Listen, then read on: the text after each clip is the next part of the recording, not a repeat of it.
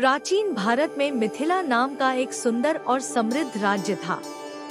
इस राज्य के राजा थे राजा जनक, जो केवल एक शक्तिशाली शासक ही नहीं बल्कि महान ज्ञानी और धर्मपरायण व्यक्ति भी थे।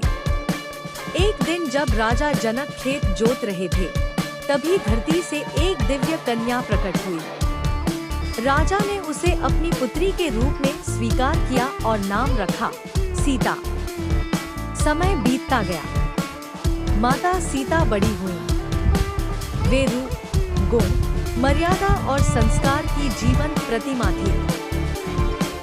जब उनके विवाह का समय आया, तब राजा जनक ने निश्चय किया कि सीता का विवाह किसी साधारण पुरुष से नहीं, बल्कि ऐसे वीर से होगा जो धर्म, संयम और शक्ति तीनों में श्रेष्ठ हो।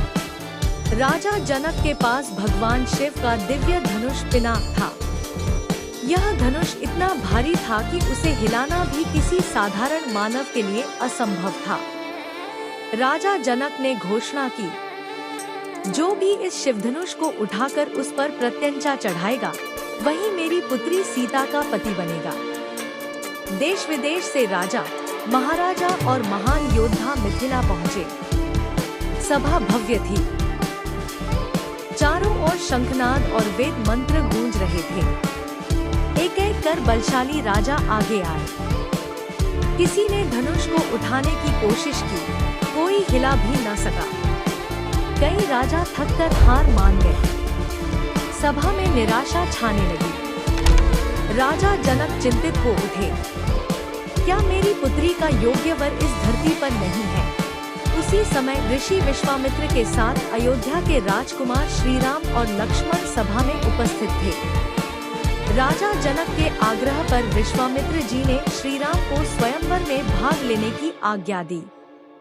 श्रीराम शांत, विनम्र और तेजस्वी स्वरूप में आगे बढ़े। पूरी सभा उनकी ओर निहारने लगी। श्रीराम ने सहजता से शिवधनुष को उठाया। सभा में सन्नाटा छा गया। जैसे ही उन्होंने प्रत्यंचा चढ़ाई, भयंकर गर्जना के साथ शिवधनुष टूट गया। धरती कांप उठी। आकाश से देवताओं ने पुष्प वर्षा की। राजा जनक की आंखों से आनंद के आंसू बह निकले।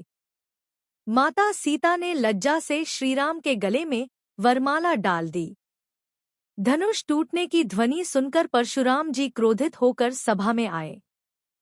उन्होंने श्रीराम को चुनौती दी, परंतु श्रीराम के धैर्य, विनम्रता और दिव्यता को देखकर परशुराम जी का क्रोध शांत हो गया और वे श्रीराम को भगवान विष्णु का अवतार मानकर प्रणाम कर चले गए।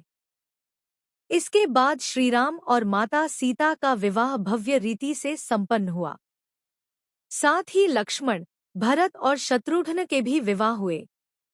मिथिला आनंद, मंगलगान और भक्ति से गूंज उठी। कथा का संदेश। यह कथा हमें सिखाती है कि सच्ची शक्ति अहंकार में नहीं, बल्कि विनम्रता और धर्म में होती है। जहाँ मर्यादा होती है, वहीं ईश्वर स्वयं प्रकट होते हैं।